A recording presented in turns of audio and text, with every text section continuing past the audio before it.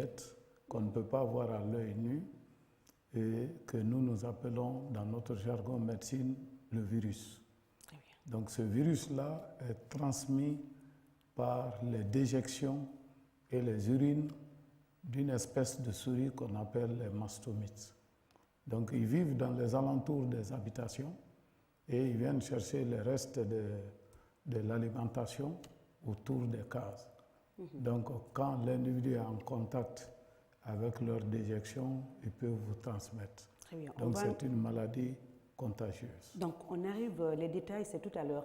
Alors vous allez nous rappeler, on dit la fièvre Lassa. C'est quoi la fièvre Lassa et d'où vient le nom si vous avez une idée dessus? Bon, vous savez, généralement, on donne les noms des localités où la maladie a été rencontrée pour la première fois. C'était juste pour les téléspectateurs. Voilà, donc c'est souvent les lieux géographiques, comme le virus qu'on a trouvé en Guinée, on a appelé Makona, à cause du fait que c'est dans la bec du perroquet qu'ils ont confié les scientifiques, ils ont donné le nom Makona. C'est quoi la fièvre Lassa? Donc la fièvre Lassa est une maladie provoquée par une maladie infectieuse provoquée par des virus qui se manifestent essentiellement par la fièvre. Donc au début, nous avons la fièvre et quelques jours plus tard, vous avez des céphalées, c'est-à-dire des maux de tête. Après des courbatures, vous avez douleur dans toutes les parties du corps. Donc ça peut ressembler à un moment donné à un palu, comme beaucoup de Guinéens ont eu déjà des infestations de palu, et le plus souvent on le confond avec le palu. Et c'est ainsi dans sa phase tardive, lorsque le diagnostic n'est pas posé à temps, et le saignement commence par les orifices naturels. L'individu peut saigner par les narices, par la bouche, etc. Et ça, c'est une phase tardive.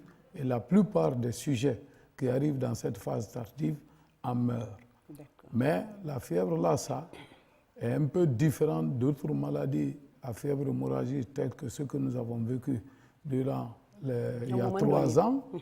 C'est que la plupart des gens qui attrapent le virus n'en meurent pas.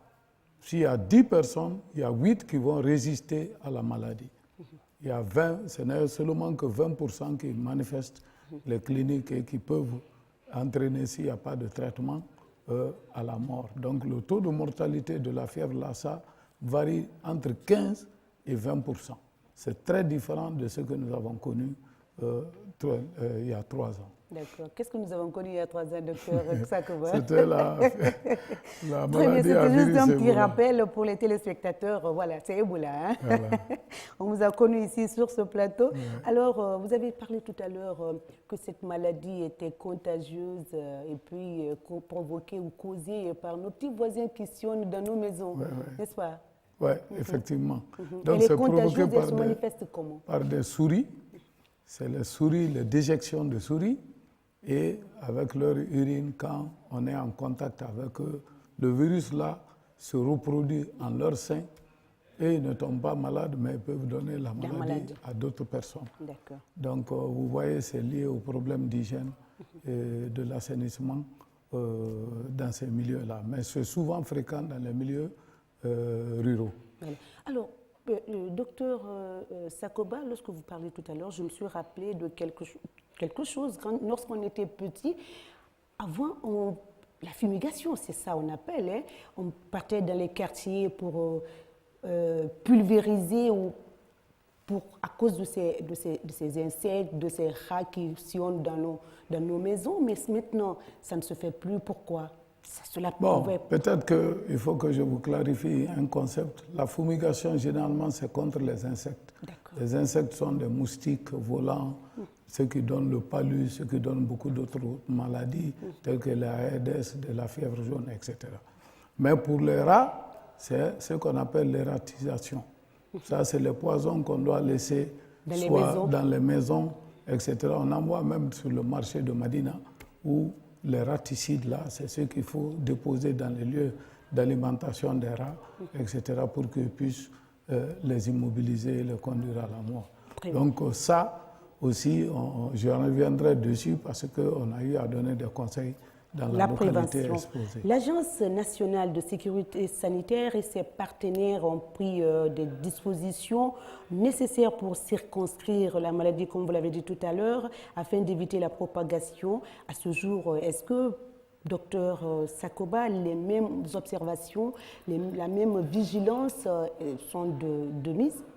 Voilà, premièrement, quand on a été informé par le biais de l'Organisation mondiale de la santé, dont l'antenne est basée à Monrovia, donc nous avons été saisis.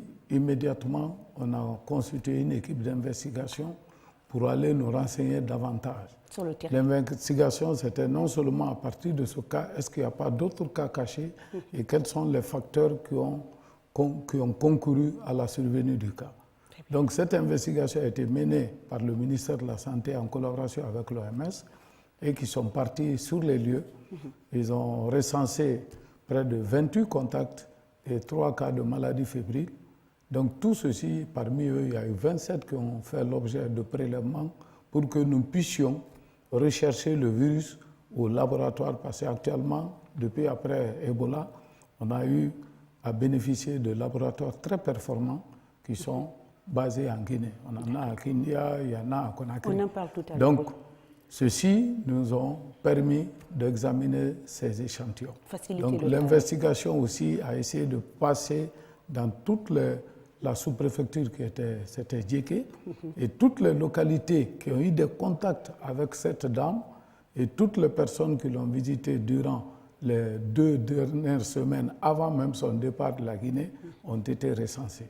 Donc, ceux-ci ont été mis sous surveillance jusqu'à la fin des 21 jours qu'on a exigés pour eux. Les 21 jours sont déjà passés. Les 21 jours sont passés depuis le 31 janvier. Très bien. Donc, on n'a pas eu de nouveaux cas à partir de cas secondaires. Alors, le seul cas suspect est confirmé après le prélèvement d'échantillons du sang, comme vous l'avez dit, analysé dans un laboratoire national de référence. Expliquez-nous comment ça a été la prise en charge avec la fièvre Lassa. Bon, comme on n'avait pas... La dame qui a été victime. La dame qui a été testée positive, d'abord n'était pas dans les services de santé guinéens. Elle était dans la préfecture de Ganta, à la frontière. Donc, elle a été prise en charge par les Libériens. Donc, elle est décédée aussi parce qu'elle est partie dans une phase tardive. Donc, elle est décédée là-bas. Son diagnostic aussi a été confirmé à Monrovia, parce que dans leur capitale, c'est à partir de là-bas qu'on a reçu des informations. Donc, comme on n'avait pas eu de cas secondaires, donc il n'y a pas eu de prise en charge de cas dans la partie guinéenne.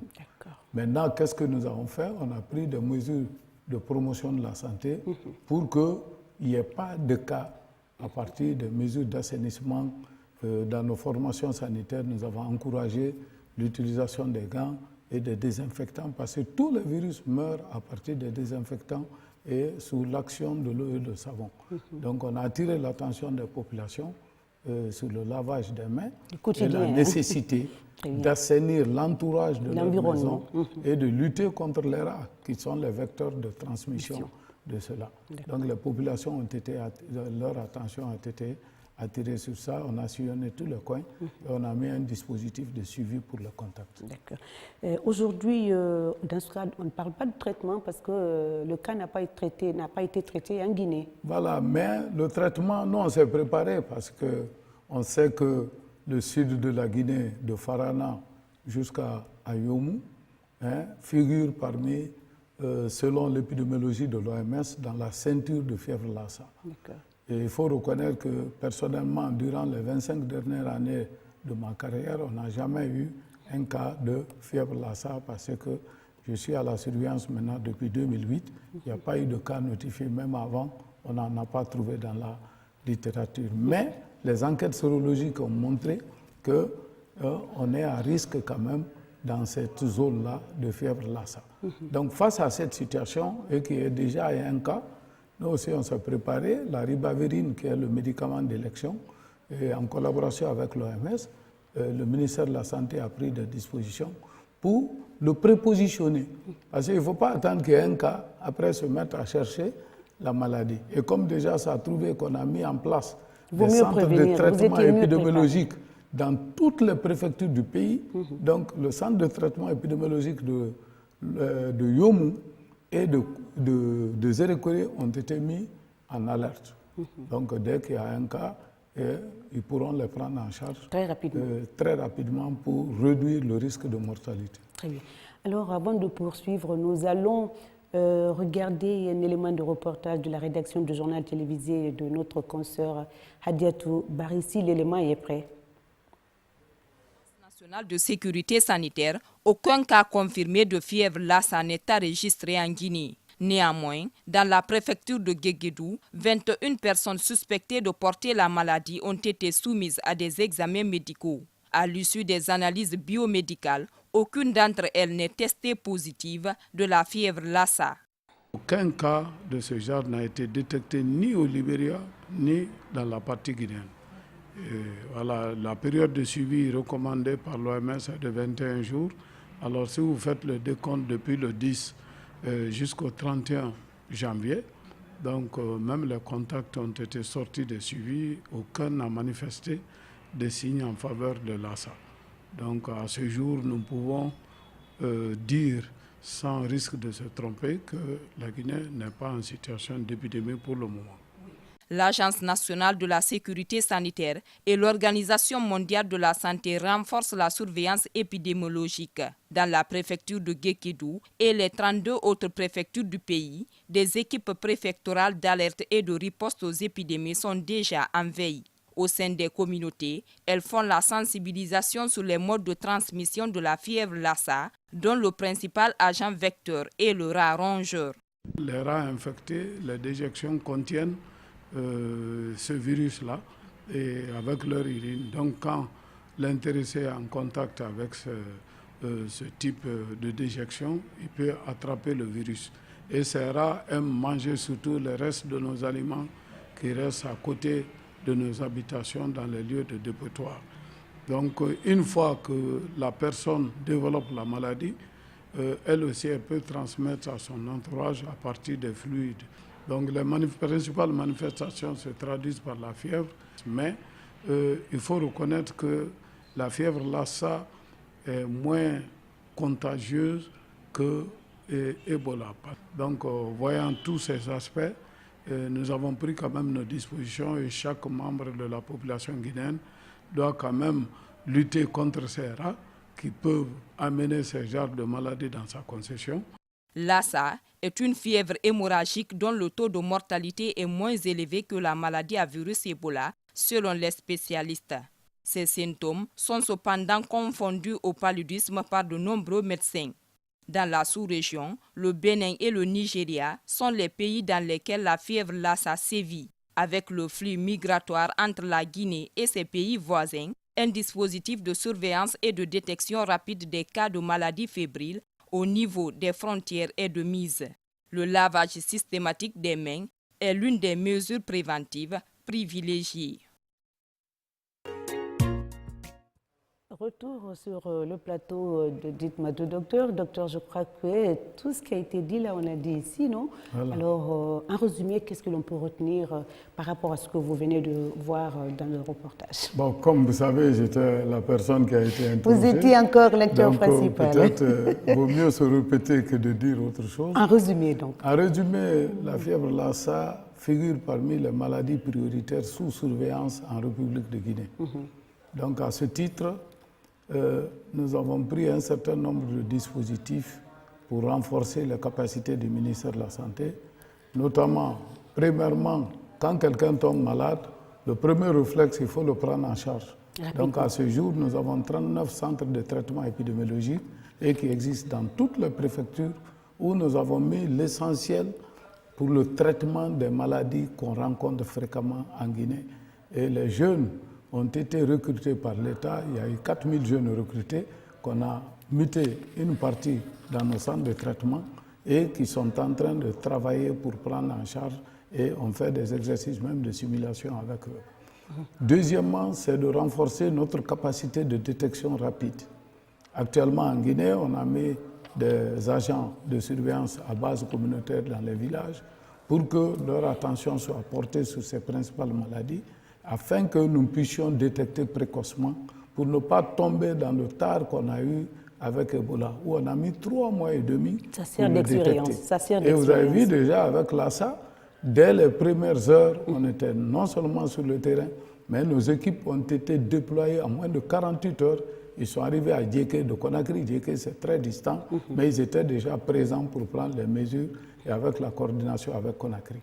Donc, on a mis aussi en place des équipes d'intervention rapide qu'on appelait les EPARI, équipes préfectorales d'alerte et de réponse. Ça, grâce à l'appui des partenaires, non seulement de la Banque africaine de développement, de tous les partenaires qui ont concouru pour que nous puissions équiper ces équipes avec les différentes coopérations et l'OMS et CDC, que nous sommes en train de former ces gens. Donc, par rapport à Lassa, nous continuons la surveillance.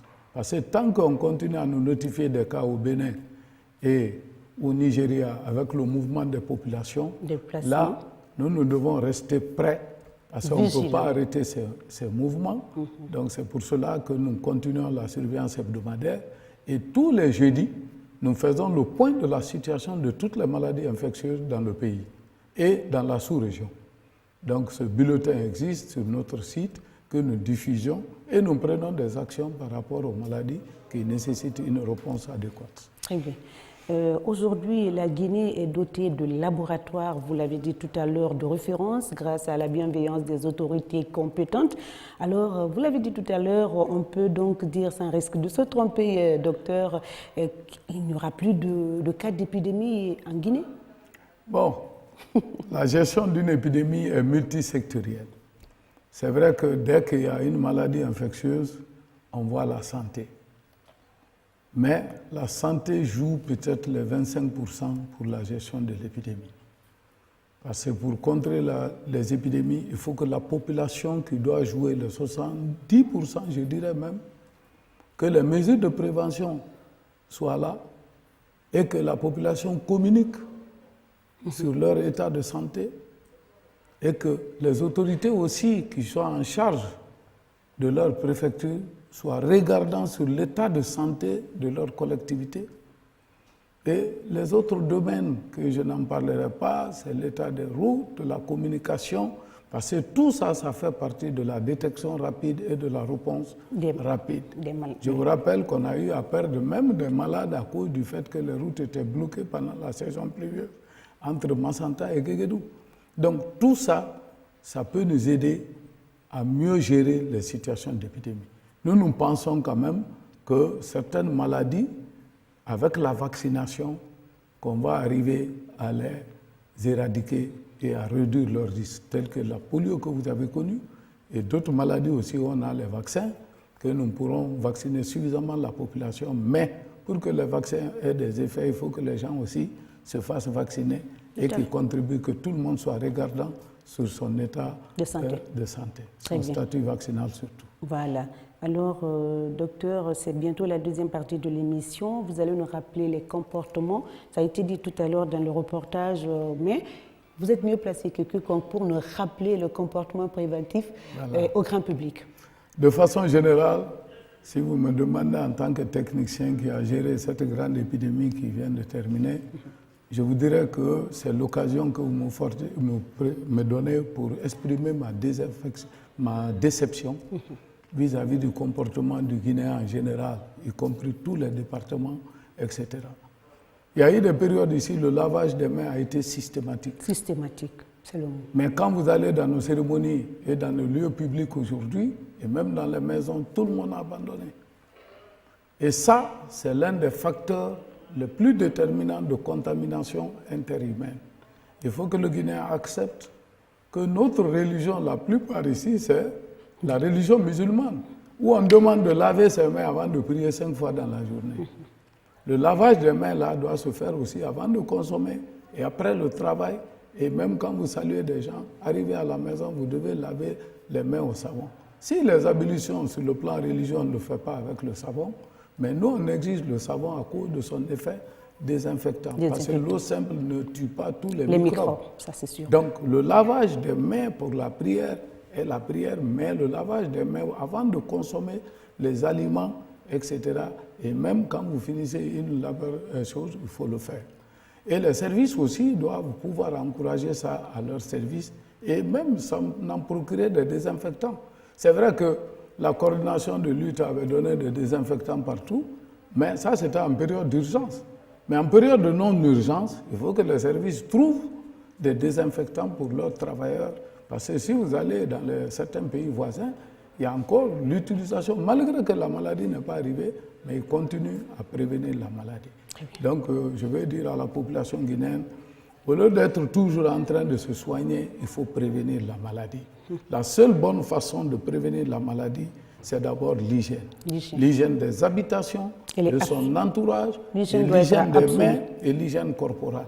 Parce que même là, si ta concession, tout est désherbé, il n'y a pas de souris dans ta maison, tu ne peux pas faire ça. Parce que le vecteur n'existe pas.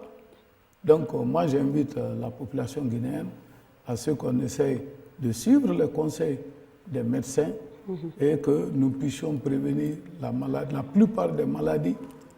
Si souvent un hygiéniste dit tu es malade, tu fais une maladie infectieuse, on dira non, c'est toi qui as cherché la maladie. Parce que c'est la maladie des mains sales qui sont les plus fréquemment rencontrées. Donc j'invite les uns et les autres à se regarder dans le miroir pour que nous puissions ensemble combattre toutes ces maladies infectieuses à partir de l'hygiène et l'assainissement. Très bien. Alors, nous entamons la deuxième partie de l'émission, mais avant cela, docteur Sakuba, vous allez nous rappeler vos partenaires techniques sur le terrain, car la plus grande partie de vos activités sont, en fait, ils sont à vos côtés. Hein. Bon, souvent, cette question, je l'esquive. Pourquoi? Pourquoi? Voilà. Parce que pendant Ebola, il y a eu plus de 65 partenaires qui nous ont aidés. Et parfois, quand je cite les partenaires, j'oublie certains. Donc ne les citez pas.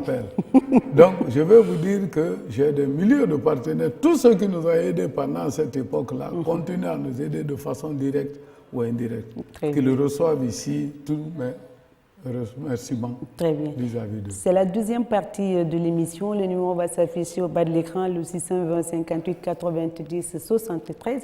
Alors, les téléspectateurs vont vous appeler tout à l'heure, mais d'ici là, elle a dit dans le reportage de renforcer la surveillance et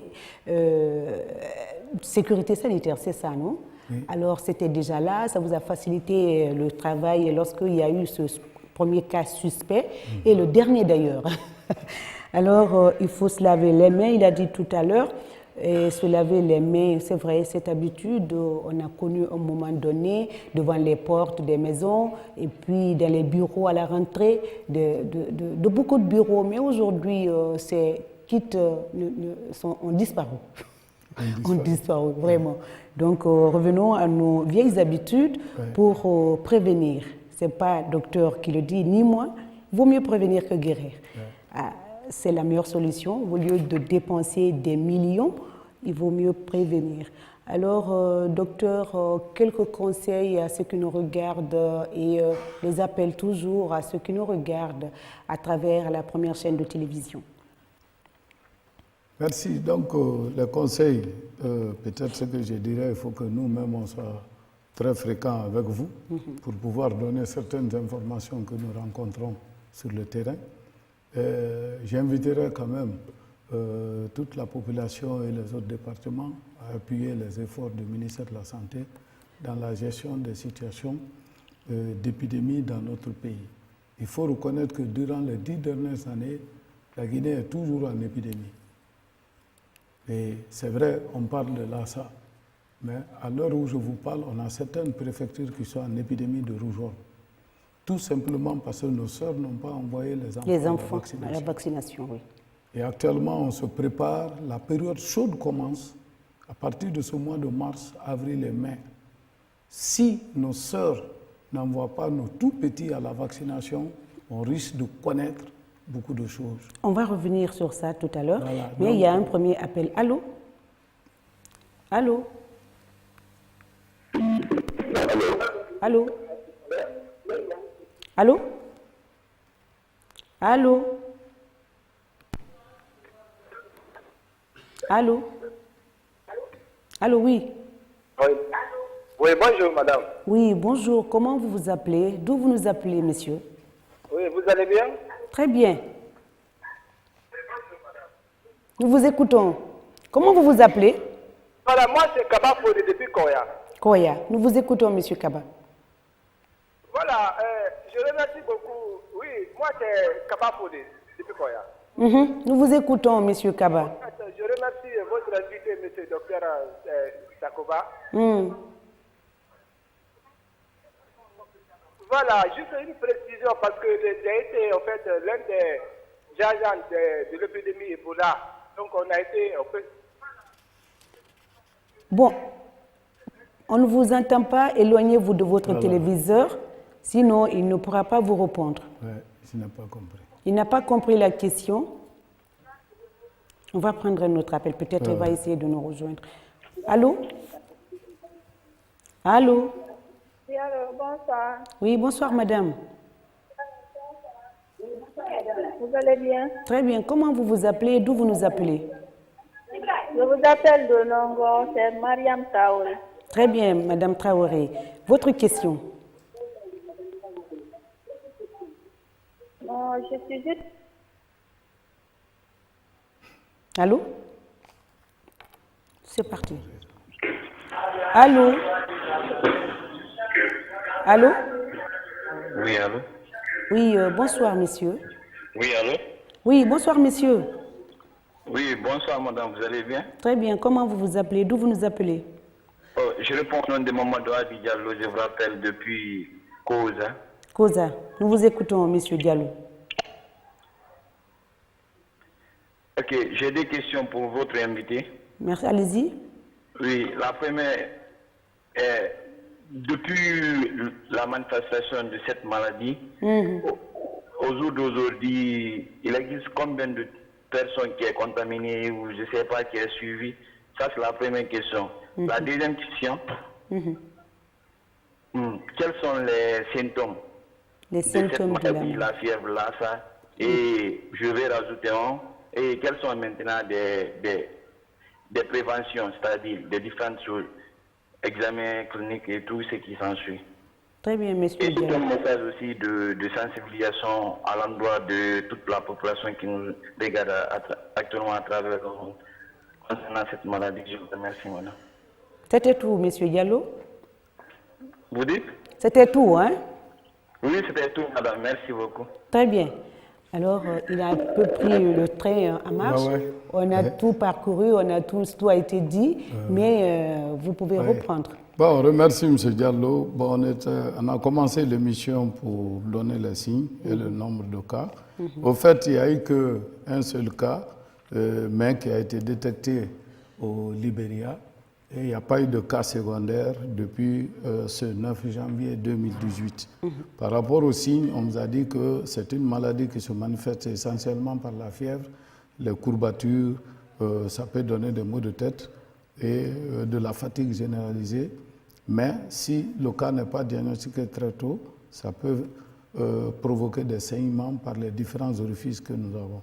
Et c'est ce qui peut conduire l'intéressé à la mort.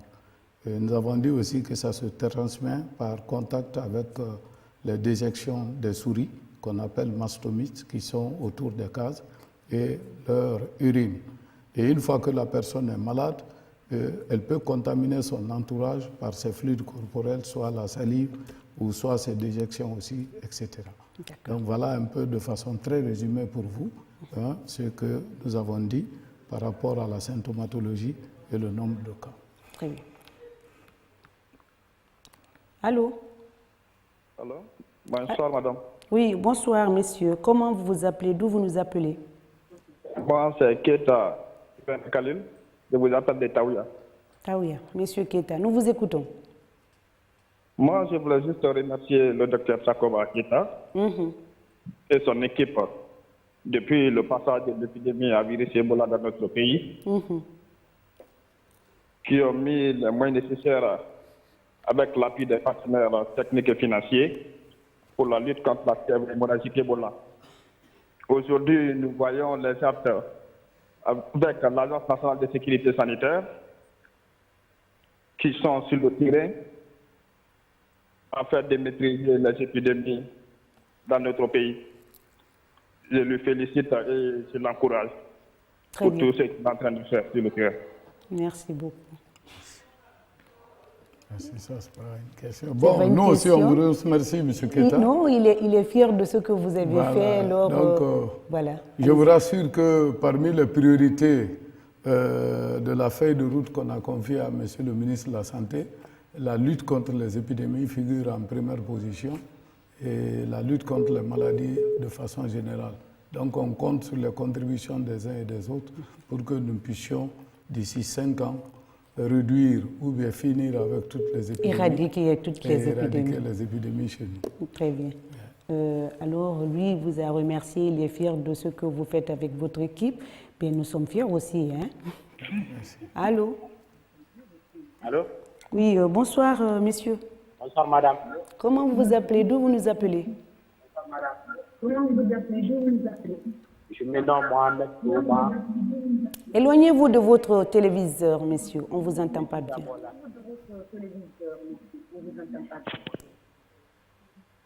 Allô?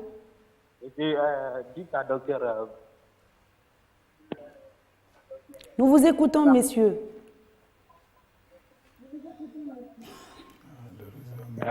Ce que moi je veux savoir, quelle est la définition de cette sale maladie qui s'appelait Lassa?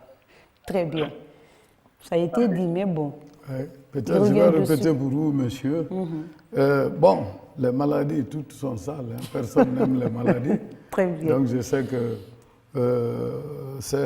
la définition, c'est une maladie provoquée par une petite bête que, à la santé, nous appelons virus. Vous savez, il y a des catégories de petites bêtes, il y a les parasites, il y a les bactéries, il y a les champignons. Donc lui, il est de la famille des virus. C'est l'un des plus petits qu'on ne voit pas à l'œil nu, sauf au microscope. Donc quand il rentre dans le corps, généralement, ça peut-être le jour de sa rentrée jusqu'au 15e jour que les symptômes se manifestent chez les gens qui vont faire la maladie.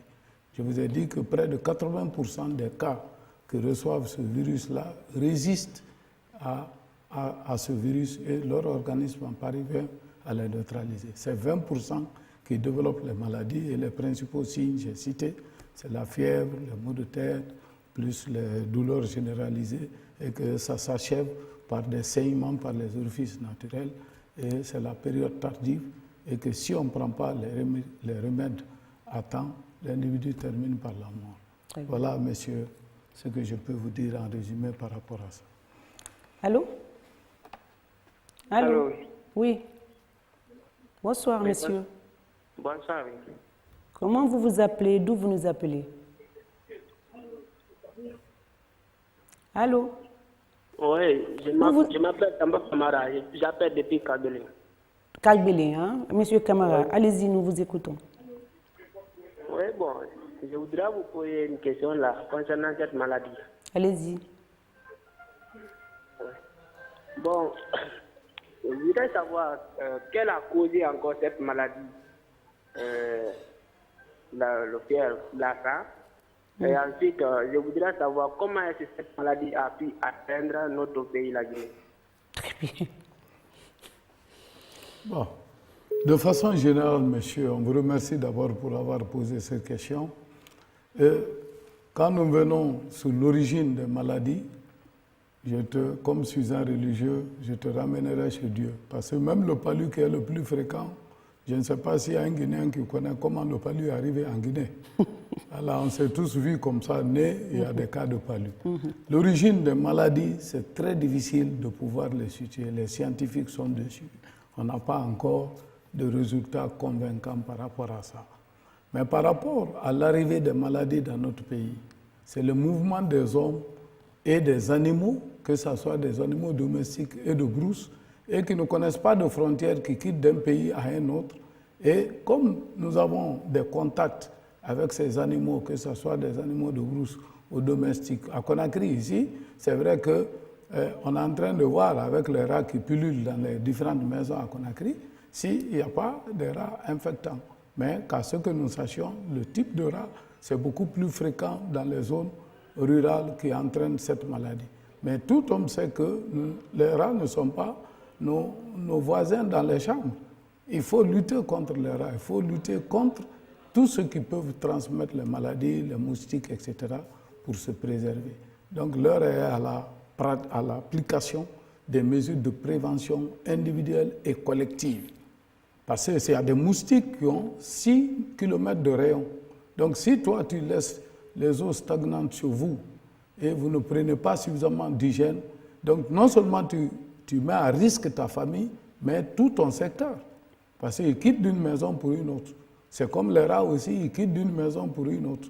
Donc chacun de nous, de façon collective, il faut que cet instinct soit créé en nous pour qu'on sache, personne à lui seul ne peut avoir la bonne santé si son entourage n'est pas en bonne santé.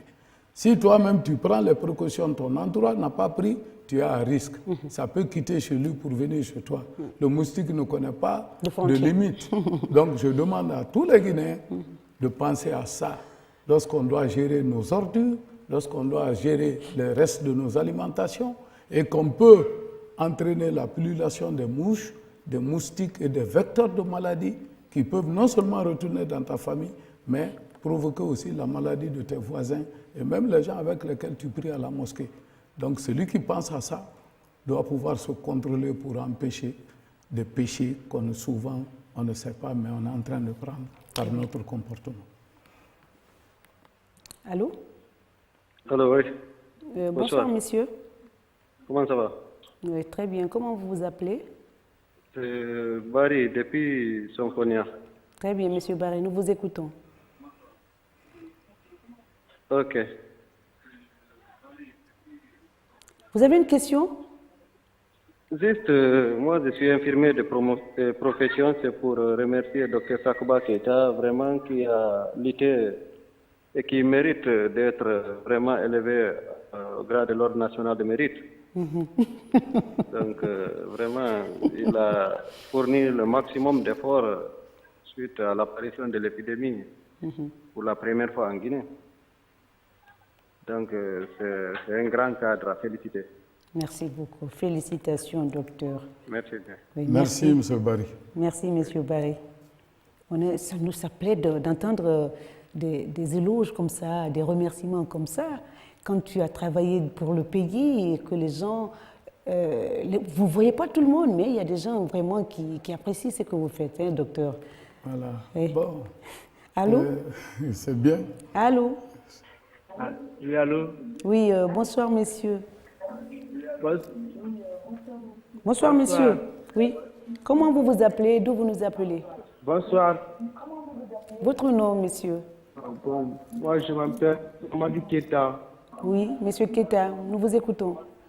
Oui, venant de Lambaye. Oui, nous vous écoutons. Allez-y. Ok, je remercie monsieur le docteur. Monsieur le docteur, monsieur docteur Sakouba. Allez-y, monsieur. Bon, c'était juste peut-être pour vous remercier, hein, comme l'autre l'a fait tout à l'heure. Hein. Je dirais quand même à mes compatriotes, au fait, nous devons nous battre pour ce peuple qui nous a vu naître.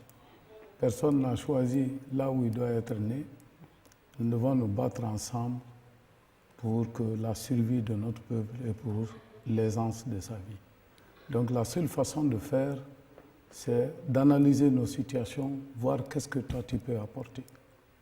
C'est vrai que je remercie tous ceux qui ont contribué à ma formation, depuis l'école primaire jusqu'à mon poste universitaire, qui m'ont toujours dit, docteur, l'homme doit toujours se battre pour sa patrie, là où on t'a confié une parcelle de responsabilité. Tout à fait. Et que de ne jamais regarder qu'est-ce que l'autre doit faire, de me concentrer sur ce que moi je dois faire et ce que je peux faire pour que l'ensemble travaille ensemble. Donc mon appel est lancé à tout le monde. C'est une nouvelle agence, c'est un bébé qui vient de naître, qui est en train de marcher et qui a pour mission de réduire le nombre d'épidémies dans notre pays. Donc nos portes sont largement ouvertes pour toutes les suggestions et même les critiques constructives pour nous permettre de mener à bien. Nous voulons que d'ici les 5 prochaines années, que beaucoup de maladies épidémiologiques qui règnent dans notre pays aujourd'hui, la méningite, la fièvre jaune, la rougeole, etc., même les fièvres typhoïdes, qu'on arrive à les réduire à leur plus petite expression. Donc voilà un peu notre ça, mais on ne peut pas le faire sans la contribution des uns et des autres. Très bien. Donc nous sommes là, on tend notre bras à eux tous pour que nous puissions mener à bien notre mission pour le bien-être du peuple de Guinée. Allô? Allô, bonsoir. Oui, bonsoir monsieur. Vous allez bien? Très bien, comment vous vous appelez? Oui. Moi, c'est Tapa Condé. Monsieur Condé, vous avez une question pour le docteur? Oui, j'ai une question pour le docteur. Très rapidement. Bon, madame, nous entendons toujours parler du virus. Je voudrais savoir si le virus là est une maladie naturelle ou bien c'est fabriqué par l'homme. Très bien. Bon, je te dirais qu'aucune maladie n'est fabriquée par l'homme. Et toutes ces maladies-là, c'est naturel parce que lorsqu'on dit un virus, c'est un être vivant et qui est une créature que nous, qui sont là, qu'on pourra même dire sur le plan religieux, une créature de Dieu. Tous ces virus, tous ces animaux, toutes ces fabrications de parasites et consorts, c'est des créatures qui existent là. Il y en a qu'on peut voir, il y en a qui ne sont pas visibles à l'œil nu, dont les scientifiques nous ont permis à travers les microscopes de les voir. Donc voilà un peu ce que je peux te dire. Donc l'essentiel, c'est de voir quelles mesures tu peux appliquer pour ne pas que tu attrapes la maladie et que ton voisinage aussi attrape la maladie et que le peuple de Guinée souffre même des conséquences de notre propre négligence. Très bien. Allô? Allô, oui, bonsoir. Oui, bonsoir, monsieur. Oui, bonsoir. Je voulais poser Comment? une question, Oui, votre nom, monsieur? Allô? D'abord, je remercie très sincèrement Dr Sakoba. Parlez un peu plus fort. Je vous appelle depuis... Parlez un peu plus fort, monsieur. On ne vous entend pas par ici. Je dis, je m'appelle Cissé Lansana. Monsieur, oui. Monsieur Cissé, oui. Je m'appelle Cissé Lansana. Je vous appelle dans tout ce. Je remercie très sincèrement Dr Sakoba pour le noble combat qu'il a mené pendant l'ère d'Ebola. Allez-y, nous vous écoutons. Allô? Donc, franchement, moi, je m'attendais à sa nomination comme ministre. Mais parlez, monsieur, on ne vous entend pas très bien. Allô? Nous vous écoutons, parlez, nous vous écoutons.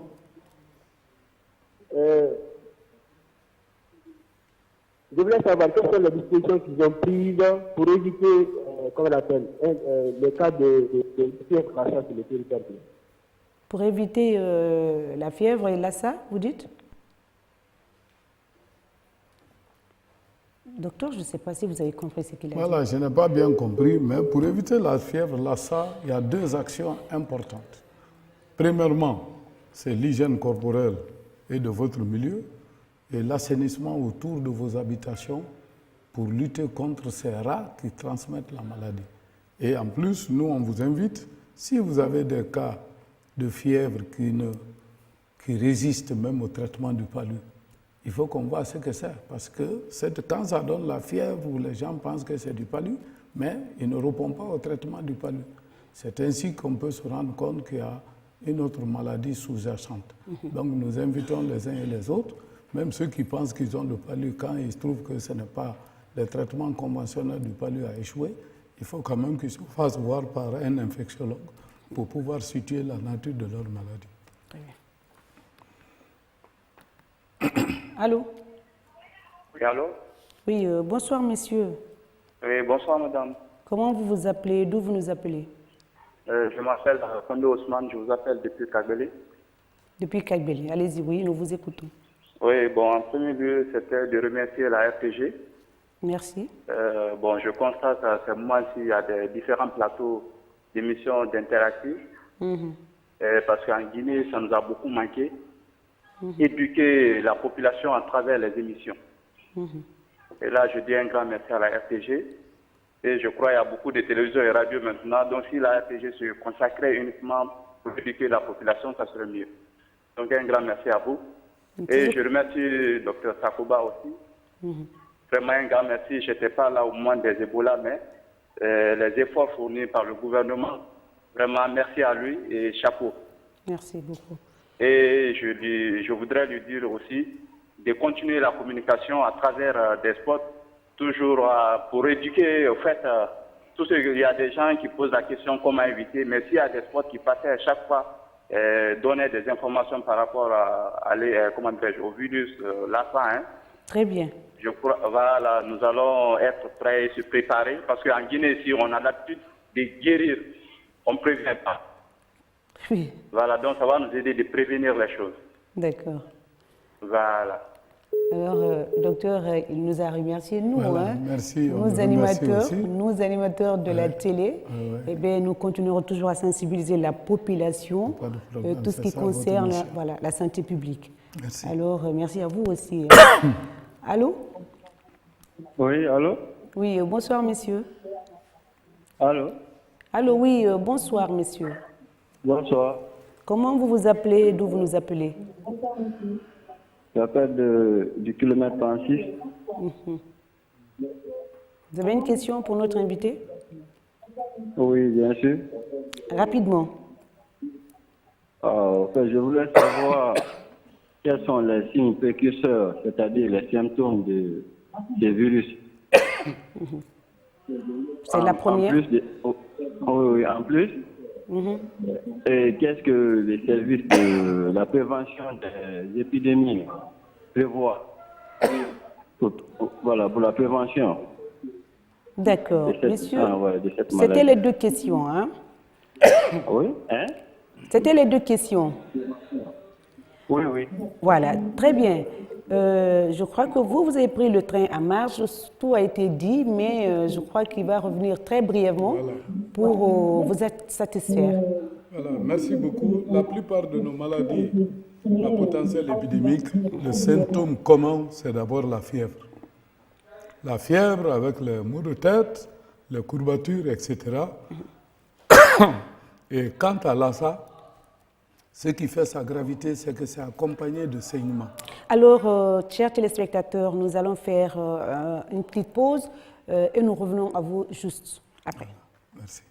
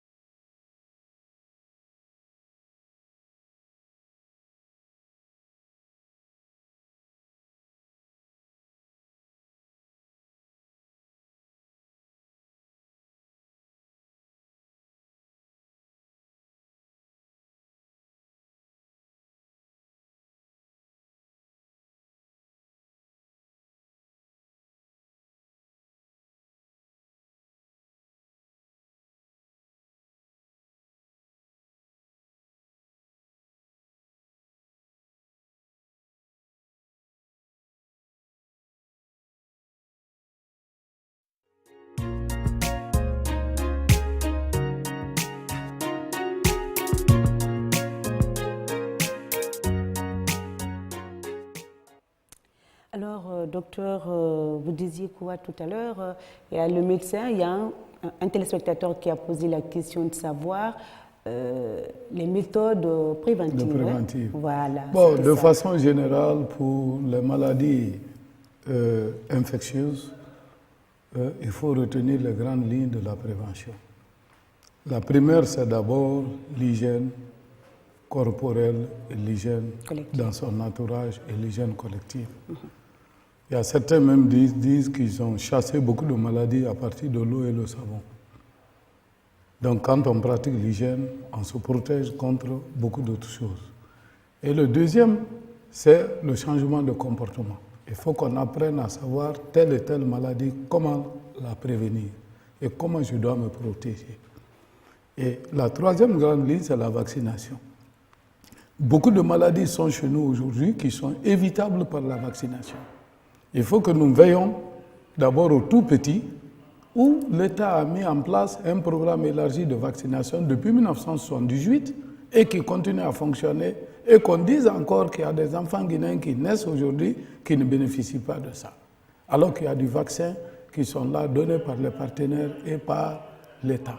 Donc il faudra qu'on se vaccine contre les principales maladies à potentiel épidémique qui sont chez nous et que tout le monde veille non seulement à son statut vaccinal, mais aussi de ses enfants et même de l'entourage. Parce que si tu ne le fais pas, il y a une forte épidémie, ça risque de vous rattraper. Donc voilà un peu les grandes lignes de la prévention de la plupart des maladies. Et quant à l'ASA maintenant, là, il faut vraiment faire l'hygiène et faire la dératisation parce qu'on a beaucoup de rats dans nos habitations.